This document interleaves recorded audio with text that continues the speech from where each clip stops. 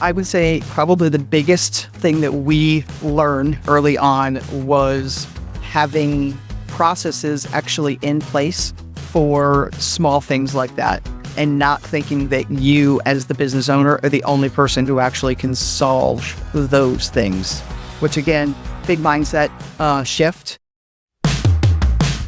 You're listening to Home Care Hindsight, the podcast where we talk with home care leaders about the big mistakes they've made and the even bigger lessons they've learned along the way. I'm David Knack, head of sales here at Zengage, and I've built a career on the idea that we learn a whole lot more from our mistakes than from our successes, which is great because I've made a lot of mistakes. I've gotten to know some of the leaders in this industry who've built amazing businesses and are super well respected. So I thought it'd be fun, instead of asking them about the great things they've accomplished, to have them tell the story of one of the biggest mistakes that they've made and how that mistake changed their thinking and the way they run their business.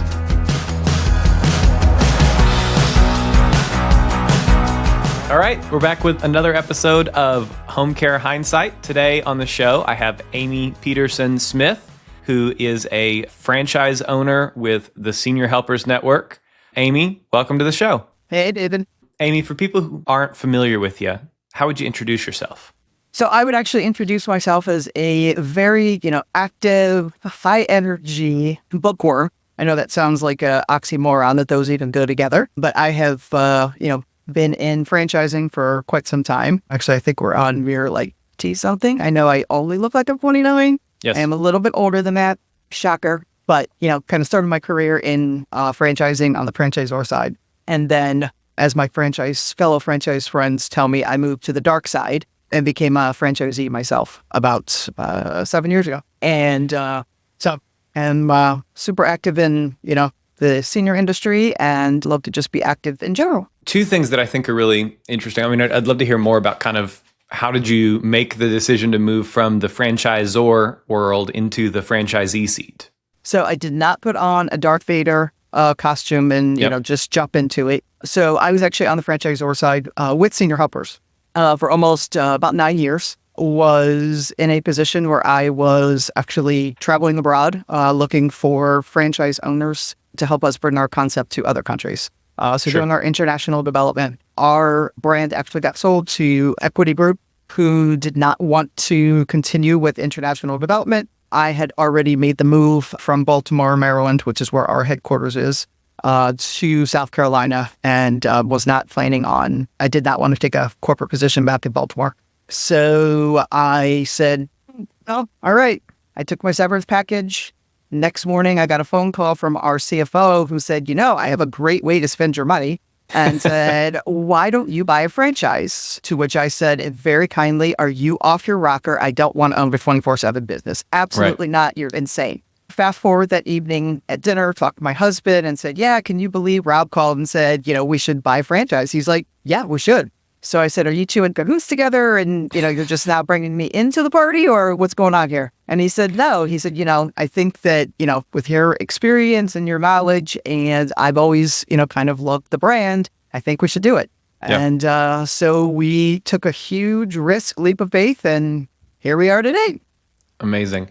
And then I don't know how far along in this process you are. You're also getting into not exactly home care, but kind of adjacent service line with Adult Day. And I think that's something that I've heard about, but I don't really know a lot about. And so I'd love to hear a little bit about, what is Adult Day? What are you doing with Adult Day? Yeah, absolutely. So the concept is called Town Square, and it's reminiscent therapy.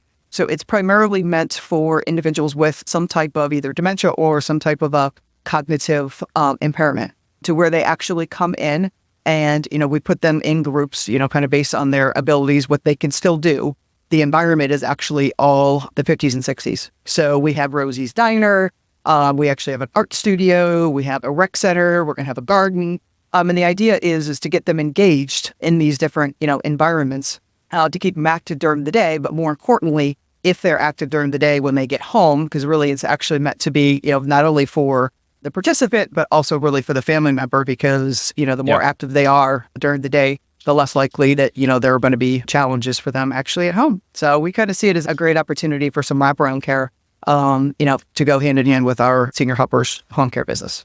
Yeah. Well, and it feels like what a great way to increase the number of hours that a client of yours is receiving But if I had to guess, probably an hour of service at Town Square is more affordable for most people than traditional one-on-one home care services. Yeah, absolutely. So that is something that, over the last 6 years of being in this business, we have discovered is that, one-on-one care at home, obviously has its place. 100% people want to age in place, but it can get costly. And some people just can't afford that. Where, loved one can bring somebody to Town Square, for 4 hours for literally about half of what they're paying for, that one-on-one care at home.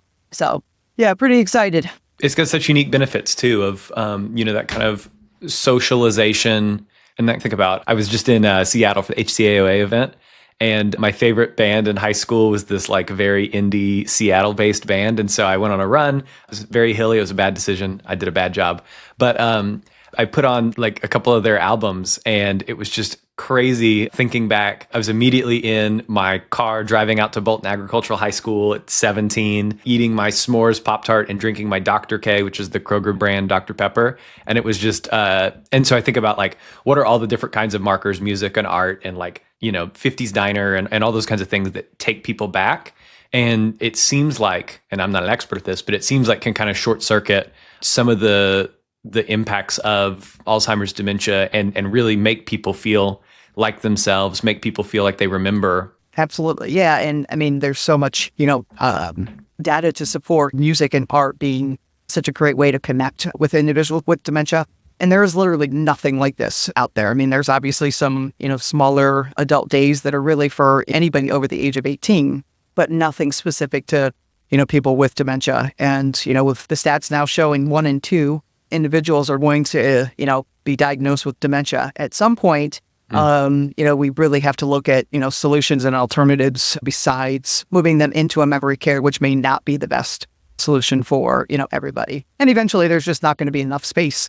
So, we really have to, kind of figure out what other, avenues to help those with dementia, as well as honestly their loved ones. I mean, because it really is meant to be a true respite, because it can be exhausting day in and day out.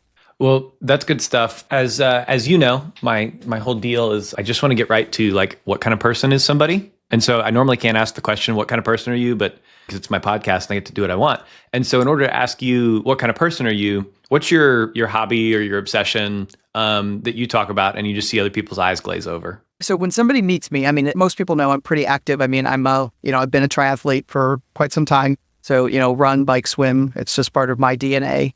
But when somebody finds out that I am a true speed reader, they kind of look at me like, okay, tell me more. And then I tell them like right now, my goal for the year was 120 bucks. I am at 132 and still have 2 months to go. So when I was in college, I actually did take a course on the Evelyn Wood. Is that her name? I don't know, the speed reader. And so I am able to read really, really fast because I don't actually read any of the in-between words. So when I tell somebody that, they were like, you have read how many books? So that's, a little bit about me. Yeah. What's your like go-to genre of book to read? But right now I am on a historical fiction kick. So just not too long ago finished First Ladies, which was fascinating. Just finished, which was probably my favorite book of the year, Kristen Hanna's about the women in Vietnam. Highly recommend to anybody listening to this podcast. And I think you and I had already talked about what a fascinating book that was, and just, educational, honestly, because I had no idea about what really happened. It's definitely on my list. Have you read much Peter Heller? I had not. Okay, big fan. He's a very like a guy fly fishing out in the wherever, accidentally happens upon a murder or a crime ring or whatever. But he's reminds me a little bit of like a Ron Rash. If you've read some Ron Rash, kind of reminds me of his last one was really interesting. Reminded me of Cormac McCarthy's The Road in some ways. Oh, ooh, God, that is a throwback. Yeah, there you go. It's called Burn by Peter Heller. We've lost everybody that thought they wanted to listen to this podcast, Amy. I know, because we're talking about books. Here we are. Well, abrupt transition. I brought you here because you've been in the franchising world for like a long time now and have had a lot of success, and all this only by the age of 29, which was impressive. My dumb joke, when I turned 31, I told people I'm almost 30, and they'd be like, oh, okay, I'm 31. And nobody thought it was that funny. I thought it was really funny, but nobody else sees it as funny, huh? I mean, I say I just always celebrate, the anniversary of my 40th. I like that. But you've had a lot of success in your career. I think in your network, people often ask you what are the things that you're doing that have set you apart, all that kind of stuff. But we're not here to talk about any of that today. Instead, I bring people on the show to talk about the big mistake that they've made and all the stuff that they learned from it. And so, Amy, what's your big mistake? Well, as I kind of shared earlier, I did get talked into, buying the franchise, by my husband. And the decision was he was basically going to run things. And I would say that was my biggest mistake was actually hiring my husband. Sounds absolutely cruel, and he will agree. It was the biggest mistake we made in our business. So coming out of the franchising, being part of the franchisor, I had big dreams and aspirations. We were going to be, the first territory to, break $1 million, within their first year. We had all of these big goals, but we also had things going on personally. We had just bought a house, and letting go of a very large corporate, salary was not necessarily in the cards either. So I did take a full-time position with another franchise brand, and it was a huge mistake that I didn't put myself in the business first. We did learn, from that mistake in about 9 months when I was actually concerned that, I was nowhere near hitting that million, I can tell you that. And said, all right, we really have to look at this because I may not even hit our franchise minimums at this point in time. So we took a hard look at, really what was the future of what we were going to do and said, okay, Barry, you're fired. And I stepped into the business and, I was still working, part-time for that franchise brand because I did commit to 5 years with them and was not going to go back on my commitment. So I stayed on with them for 5 years, and I did exit after 5 and now in the business full-time. But that was the big mistake. And when you got into the business, and I always think it's so interesting, so many people, and I think this is my hypothesis, and I want to bounce it off of you because you can't go anywhere, and so you have to listen for a second. But I think so many people have the story of, I made a hiring decision in my home care business that was to bring in a friend, a family member, whatever, and that was a bad decision. And I think it's so interesting that is something that seems to happen pretty commonly. And my hypothesis is that people see the kind of family business model, the small business model, as an opportunity to bring a lot of value to the people who are closest to them.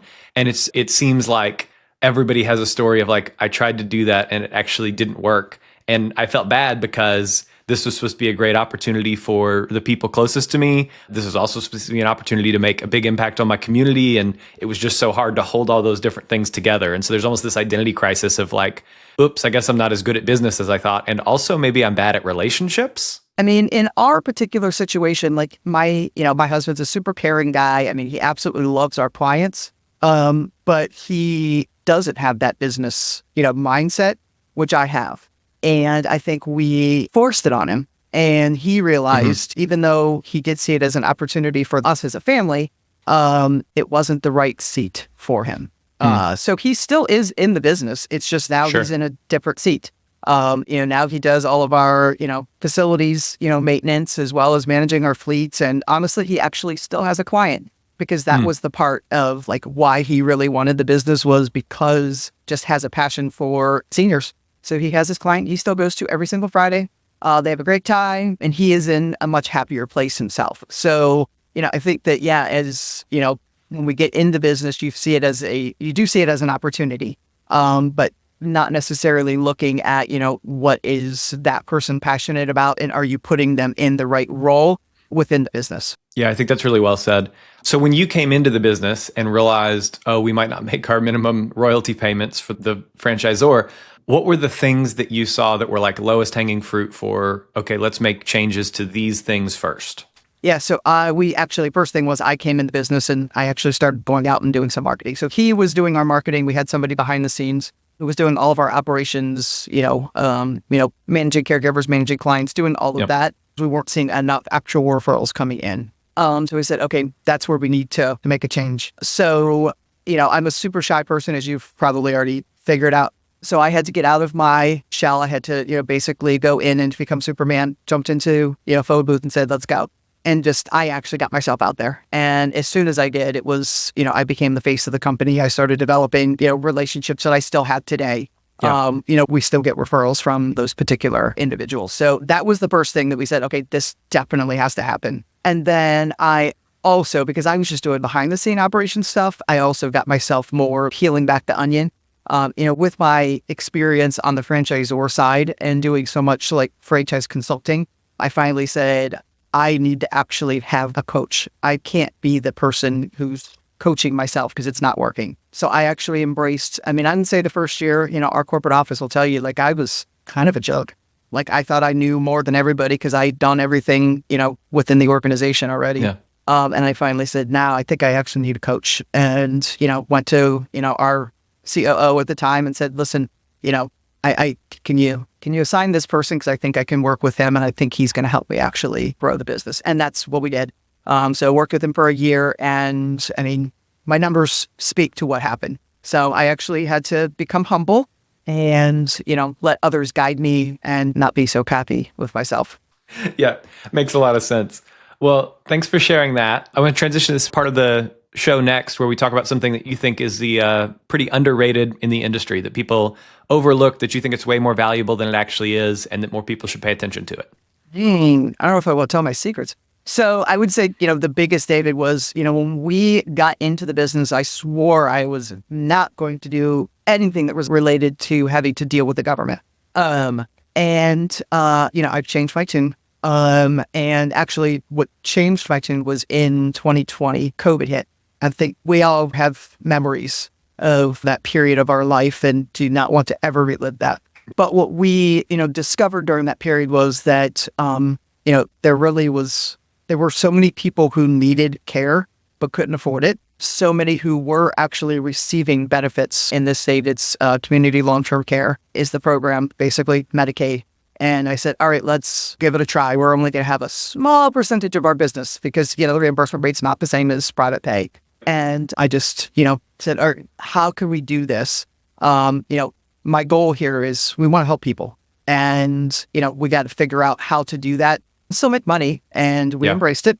We took a very small percentage and we have since increased because we now see, at this point, just because of inflation and everything else that's going on, we don't have that same mindset that we won't work with the government. So I think that's probably the biggest is that, don't necessarily look at just that reimbursement rate, figure out how you can make it work. It can work. I have 3 territories. One territory is literally 80%, government.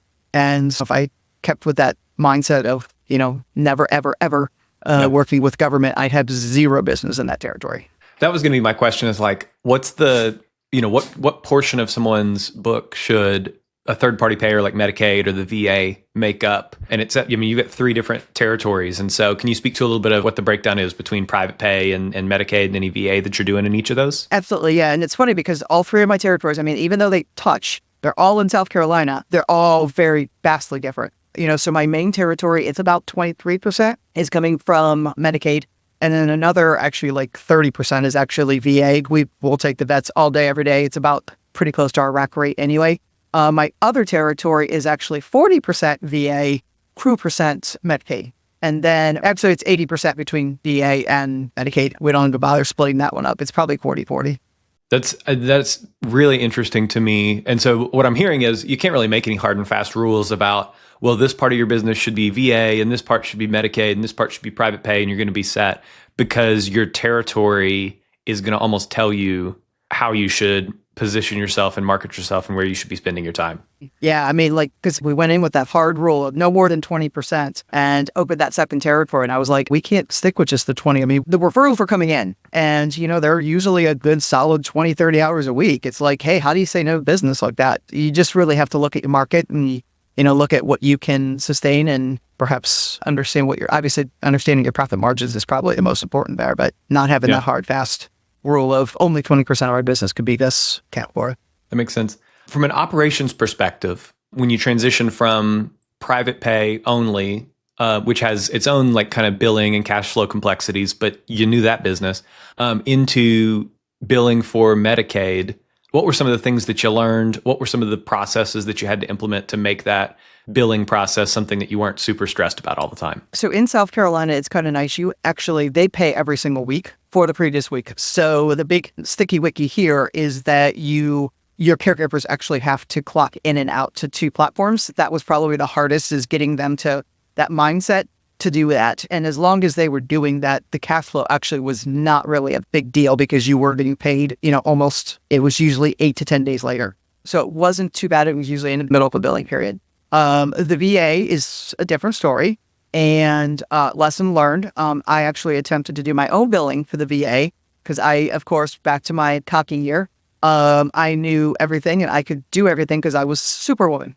Quickly learned that, not getting paid for 3 months really hurt, especially when we did not have the business, the private pay business, even enough to sustain that cash flow. So I learned to go find a company who could do that billing for me. And now we get paid, usually within 10 days. So I would say that the big lesson there is don't be afraid to utilize, outside resources, to be able to get yourself paid faster. Yeah, because you end up, those businesses typically charge a percent of the amount that they bill. But what I hear is if you can sacrifice a little bit of margin and get time to cash, which is pretty important, but also confidence level that you're not going to have to go back and forth and deal with denials and all those kinds of things. Correct. Yeah. Because you're going from being paid in 15 days to, almost, it could be 2 months, and the amount of money that you could potentially be losing or having to self-fund is definitely more than the small percentage that you're paying to a billing company. Yep. Totally makes sense. Well, we talked about a big mistake that you made. I'd love to hear what you think about that is a little mistake that you see owners make all the time, that if they quit, it'd make their lives or their businesses like 10 times better. Oh boy, there's so many little things.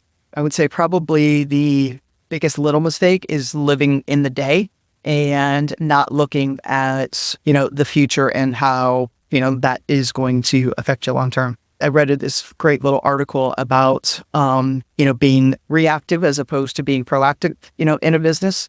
And I think as small business owners, especially newer business owners, we tend to be reactive as opposed to being proactive and looking at 30 days or even 3 years from now, and making decisions for today and not necessarily making decisions for, down the road.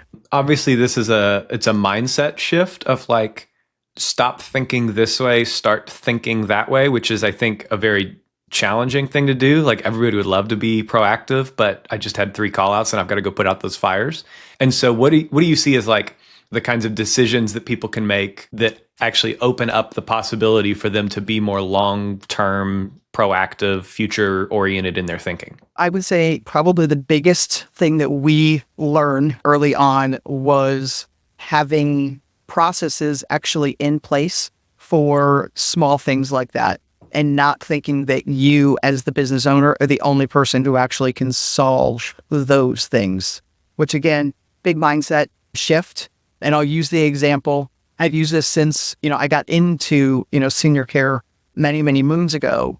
The mindset is always that, the business owner should be on call. And I will tell you that it will break you in a very short period of time. Being on call 24/7 for even a week is very challenging. You are going to want to get out of this business, faster than you got in by not making that small change of trusting somebody else to be able to make those decisions and do those. Honestly, in the grand scheme of things, they are small. They may seem like they're huge issues that somebody called off. It's not really actually that big of an issue, but as a business owner, you're like, oh my God, I'm going to lose this revenue. Why would this caregiver do this to me? All of the things, it is literally a huge fire where it could be a small fire to somebody else. So empowering and embracing, allowing your team, even if it's just you and one other person, perhaps you not being that person. Yeah. I think that's something I've learned from being around your business is you're really good at delegation.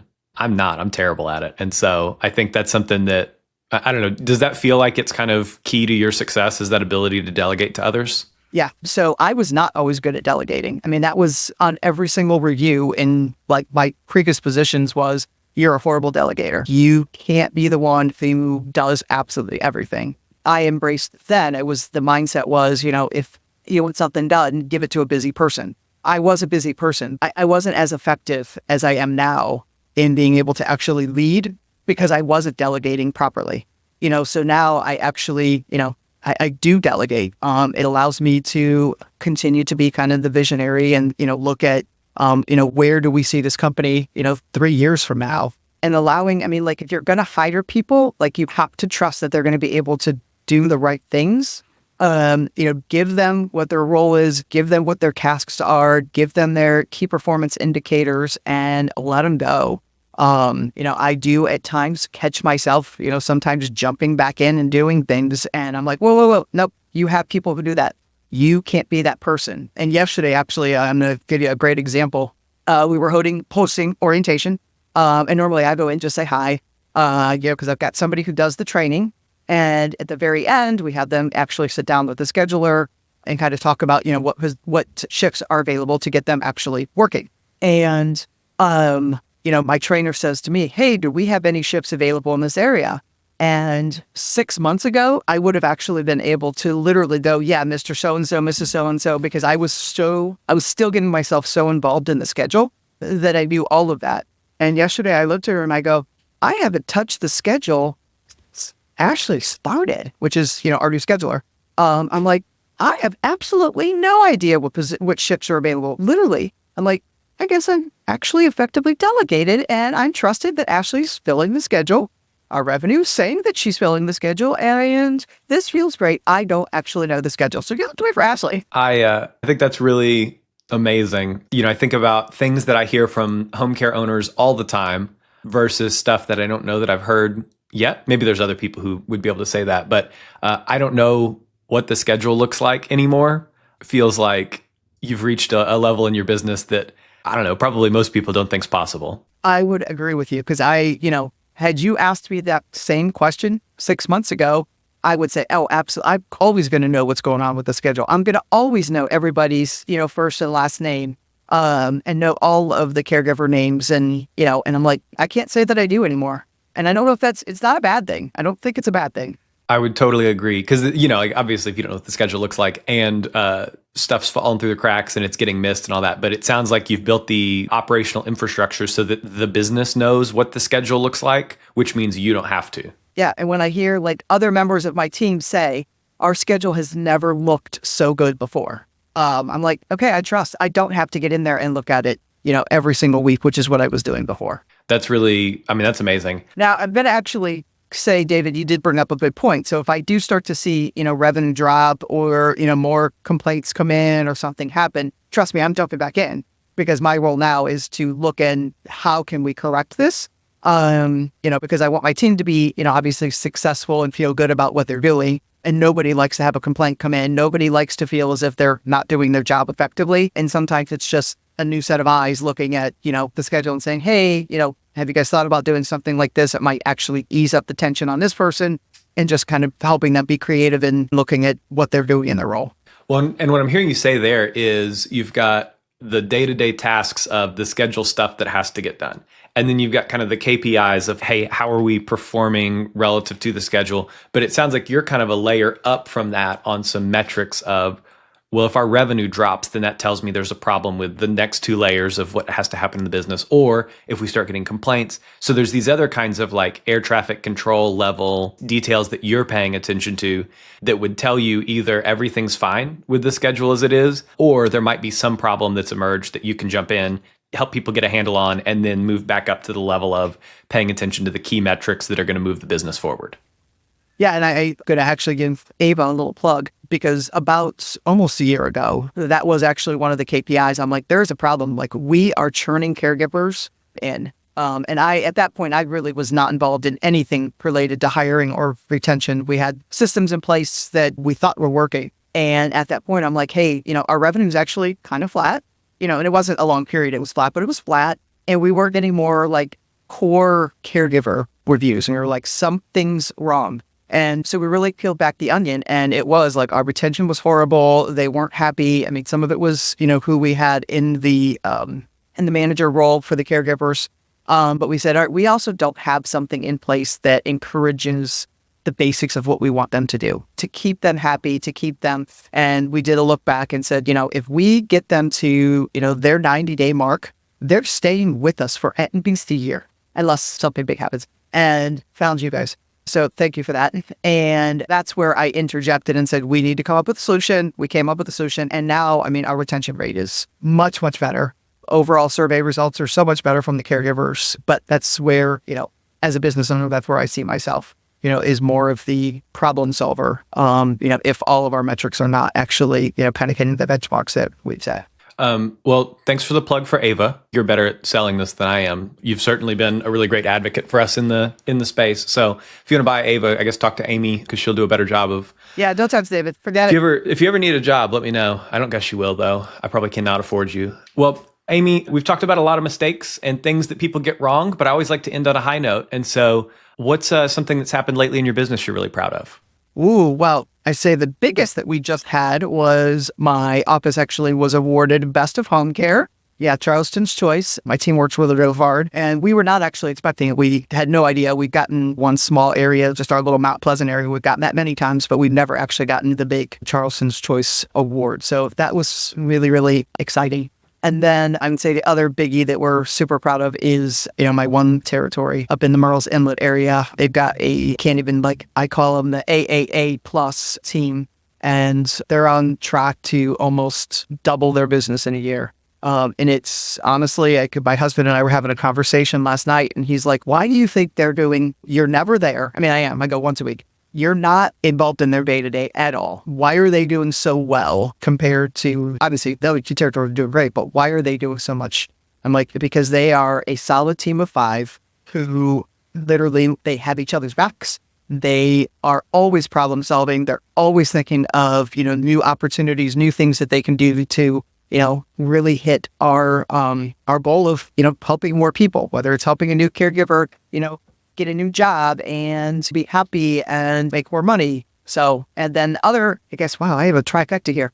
And then the other biggie is we are one of the first home care companies to get CHAP certified as an age-friendly provider. So they actually just started that program. And so we're super pumped about that, to know that we are doing the right thing by our clients and taking, what matters to them and integrating that into the care that we provide them. Yeah. Well, that's super exciting. Well, we're going to move to our next segment, which is Home Care Hot Take. We're going to talk about a couple of things there. But before we do, where can people find you? You really want my address? Just kidding. Yeah, give me your mailing address. Okay, ready? 123 Transylvania Avenue, Halloween. We're of course recording this on Halloween, so thanks for the trick or treat. Now, should people connect with you on LinkedIn or snail mail or? Yep, LinkedIn. It's just find me, Amy Petersen-Smith, or email amy.smith@seniorhelpers.com. Wonderful. All right. Well, we're going to go to Home Care Hot Take. And so the first thing I want to ask you about is what's one thing that you're working on to solve as it relates to recruiting? Other than having 2 full-time recruiters, I would say that's probably our biggest, but we have, started getting more involved with some of our state programs for some recruiting. We have been pretty fortunate because we do have, 2 full-time recruiters who that's their only job is to recruit. That's, I would say, probably, what we will continue with, is to get them, through the funnel faster. And then really relying, another Ava plug here, is pushing for our, internal existing caregivers to make referrals of new caregivers to us. And then since you've been on both sides of the light side and the dark side, depending on whether you're a franchisee or a franchisor, you're going to feel differently about that. What's something that everybody should know about being a franchisee? Freedom. I know it sounds crazy, but, being a franchisor, obviously a big corporate position. Yeah, it was great, for financial, but as soon as I moved into the, being a business owner, it really was freeing. I don't have to, I'm going on vacation tomorrow. I didn't have to put in a PTO request. I just, put things into place to just tell my team, hey, I'm going to be gone for 2 weeks. I guess it's liberating. And it is, you have to be very stressful at times. But you really focus on why did you go into this and let that be your guiding light. It really is freeing. It feels great. And then what's something that you wish more franchisors understood? The sleepless nights of making payroll your first 2 years. No, I would say, honestly, it is just, and I don't think it's a matter they don't know. It is the effects of that cash flow and how stressful that can be and, really helping people be at ease. Especially your first couple of years of business. I don't joke about it. There are a lot of sleepless nights of, am I going to have enough in the bank to make payroll? And then you also have your franchisor saying, hey, you need to implement this new program or this marketing material's changing and, all layering things on top. kind of forgetting about, as a franchisee is a huge deal. If I don't have cash, I'm not buying a new marketing material. So we always be cognizant of that, I think, is probably the biggest, message I'd like to get to a franchisor. Makes sense. Well, Amy, thank you so much for making the time to come on the show, especially while your bags are packed and you're ready to go to the airport. So, enjoy the trip, and thanks so much for coming on today. On behalf of the team here at Zengage, thanks for listening to the show. We'll be back next week with another episode, so be sure to subscribe wherever you listen to podcasts on Spotify or Apple or YouTube. Leave us a rating while you're there. It helps other people find the show. If you have comments on the show, drop me a line, david@zengage.com. Would love to hear from you, chat with you there.